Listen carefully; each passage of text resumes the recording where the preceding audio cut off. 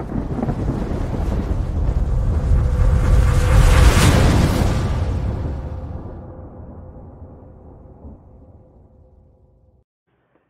दोस्तों, आज है 1 जून। जो आज की करंट अफेयर्स की चर्चा है हम उसको कर लेते हैं। उससे पहले मैं आपको बता दूं, यदि आप हमारे social media accounts Twitter, Facebook, Instagram से जुड़ना चाहते हैं तो आप जुड़ सकते हैं बाय सर्चिंग सौरभ पांडे। तो आइए टॉपिक की शुरुआत करते हैं। देखिए, पहला क्वेश्चन है, हाल ही में किस बैंक ने देश के रिटेल यानी खुदरा व्यापारियों के लिए मर्चेंट स्टैक लॉन्च किया है? इसका जो राइट आंसर है answer number C, ICICI bank. देखिए, हाल ही में आईसीआईसीआई बैंक ने देश के रिटेल यानी खुदरा व्यापारियों के लिए मर्चेंट स्टैक लॉन्च किया है, जो कि वर्धित सेवाओं के लिए व्यापारियों को मजबूत बनाता है। इस मर्चेंट स्टैक के द्वारा ग्रासर्स, सुपरमार्केट, बड़े retail store chain, online business अपनी बैंकिंग संबंधी जरूरतों को निर्बाध रूप से पूरा कर सकते हैं।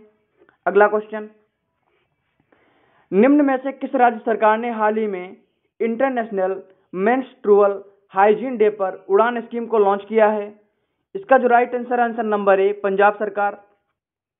देखिए, पंजाब सरकार ने हाल ही में इंटरनेशनल मेंस्ट्रुअल हाइजीन डे पर उड़ान स्कीम को लॉन्च की है, जिसके तहत गरीब लड़कियों और महिलाओं को मुफ्त में सैनिटरी पैड्स बांटे गए हैं। इस योजना की वार्षिक लागत 50.55 करोड़ रुपए है।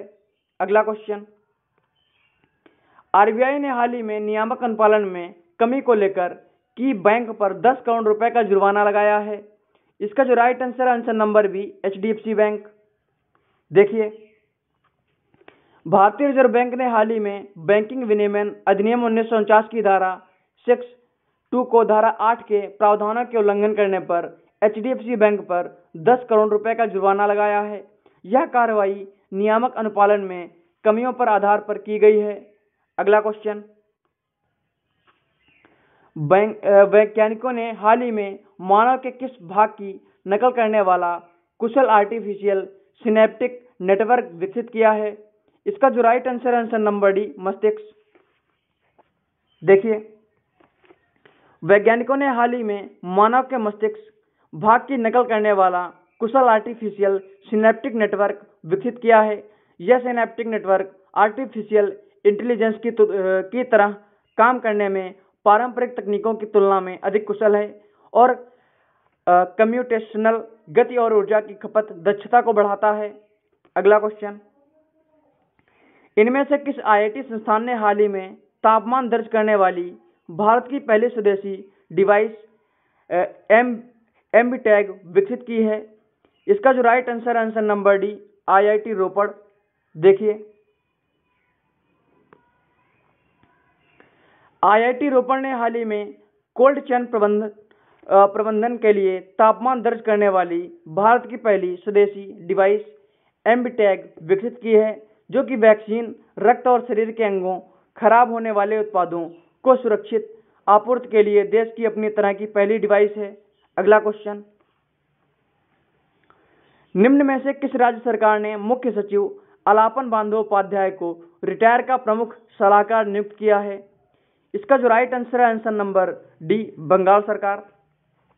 देखिए, बंगाल सरकार ने हाल ही में मुख्य सचिव अलापन बंदोपाध्याय को रिटायर का प्रमुख सलाहकार नियुक्त किया है। अलापन बंदोपाध्याय को केंद्र सरकार ने दिल्ली बुलाया था, पर वे नहीं पहुंचे। उसके बाद उनके खिलाफ कारण बताओ नोटिस भेजा गया था। हाल ही में ममता बनर्जी ने उन्हें प्रमुख सलाहकार नियुक्त, साथ ही एचके त्रिवेदी को नया मुख्य सचिव और बीपी गोपालिका को नया गृह सचिव नियुक्त किया है। अगला क्वेश्चन, 1 जून को विश्व भर में कौन सा दिवस मनाया जाता है? इसका जो right answer answer number C, विश्व दुग्ध दिवस। देखिए, 1 जून को विश्व भर में विश्व दुग्ध दिवस यानी वर्ल्ड मिल्क डे मनाया जाता है। संयुक्त राष्ट्र के खाद्य और कृषि संगठन द्वारा इस दिवस को मनाने का उद्देश्य विश्व स्तर पर खाद्य के रूपों में दूध के महत्व को चिन्हित करना और डेयरी क्षेत्र को प्रोत्साहित करना है। अगला क्वेश्चन, निम्न में से किस देश की सरकार ने 2 बच्चों वाली नीति को खत्म 3 संतानों की मंजूरी दे दी है। इसका जो राइट आंसर है आंसर नंबर सी, चाइना। देखिए हाल ही में चाइना की आबादी घटी है। देखिए चीन के सरकार ने हाल ही में नागरिकों के लिए बच्चों के जन्म को लेकर 2 बच्चों को जन्म से बढ़ाकर अब अधिकतम बच्चों की संख्या 3 कर दी है। इसके बाद अब से चीन में प्रत्येक दंपति को 2 नहीं बल्कि 3 बच्चों को जन्म देने की अनुमति होगी। तो आज का हमारा टॉपिक यहीं पे समाप्त होता है। फिर मिलेंगे आपसे किसी नए टॉपिक पे। तब तक के लिए गॉड ब्लेस यू ऑल।